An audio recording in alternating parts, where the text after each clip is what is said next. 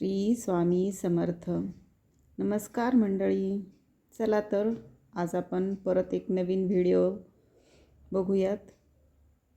दारात आपण रोज रांगोळी काढतो, तर ती कशी काढायची, उंबरठ्याची पूजा करून आपण रांगोळी काढायला सुरुवात करूया.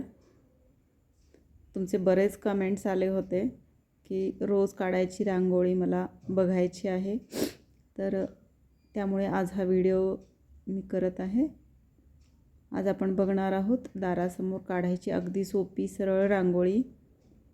प्रथम आपण दार स्वच्छ करून कपड्याने पुसून घेतलेलं आहे आणि थोडंसं पाणी गोमूत्र शिंपडून आपण पुसून घेतलेलं आहे.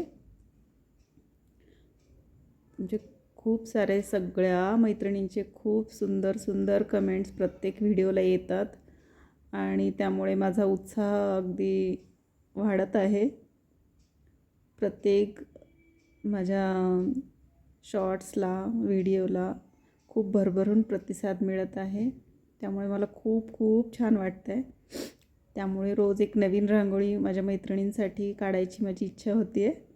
आज अशीच एक सुंदर रांगोळी, सोपी रांगोळी मी तुमच्यासाठी घेऊन आली आहे. आपण उंबरठ्यावर पहिले डॉट्स देऊन घेतलेले आहेत आणि याच्यापासून फूल कसं बनवायचं ते सांगणार आहे. अगदी सोपं आहे, फार काही अवघड असं नाही आहे. तर आणि थोडके रंग आपल्याला आपल्याजवळ जेवढे शिल्लक असतील तेवढ्याच रंगांमध्ये आपण एक छानशी सुंदर अशी रांगोळी काढणार आहोत.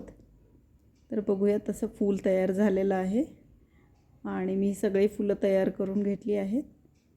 तर ह्या प्रत्येकाच्या मध्ये आपण थोडंसं छानपैकी एक पिवळा रंग भरून घेणार आहोत. बघा किती सुंदर दिसतंय. अगदी सोपं आहे, कोणालाही काढता येईल अशी ही रांगोळी आहे. आणि हे फुलं एका रेषेच्या साहाय्याने कनेक्ट केलेली आहेत.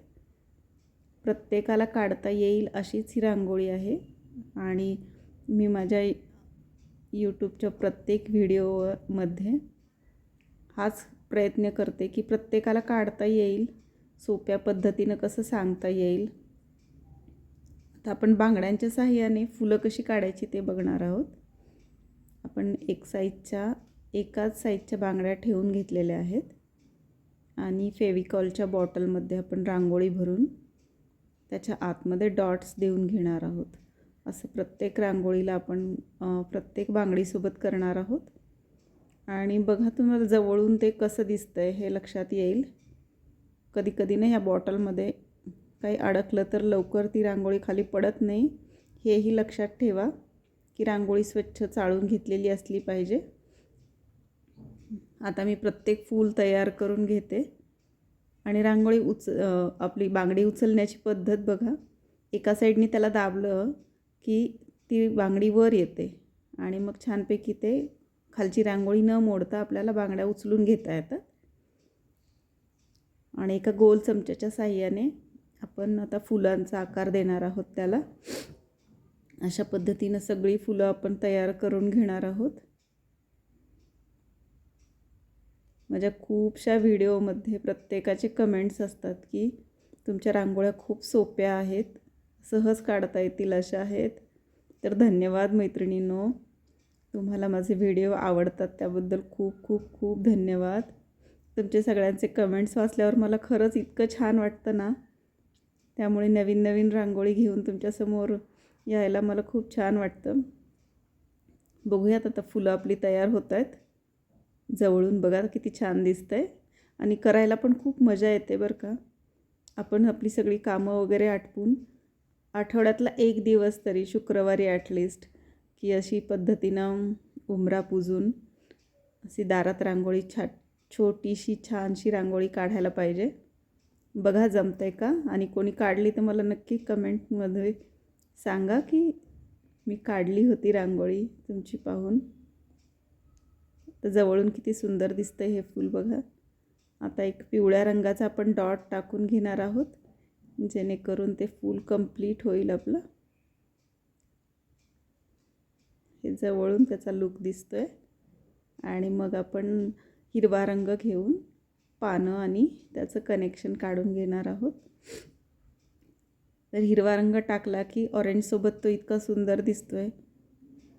कॉम्प्लिमेंटरी कलर घ्यायचे जवळपास. कलर कॉम्बिनेशन हे खूप महत्त्वाचं असतं प्रत्येक रांगोळीत. तुम्ही जितके उठावदार कलर वापरताल तितकी तुमची रांगोळी सुंदर, सोपी, छान आणि अगदी उठून दिसणारी दिसते. त्यामुळे रंगसंगती ही खूप महत्त्वाची असते. आणि माझ्या व्हिडिओमध्ये असे बऱ्याच प्रकारचे टिप्स मी सांगत असते. प्रत्येक व्हिडिओ दाखवतही असते की छोट्या छोट्या टिप्स कशा सहाय्याने आपण रांगोळी काढू शकतो, अजून सुंदर बनवू शकतो.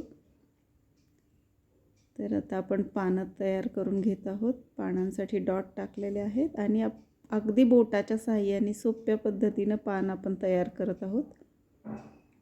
फार काही अवघड असं नाही आहे. प्रत्येकाने प्रयत्न करा. कसं वाटतंय ते नक्की मला सांगा. कसा झाला आहे तो व्हिडिओ बघा. पूर्ण रांगोळीचा लुक कसा दिसतो आहे.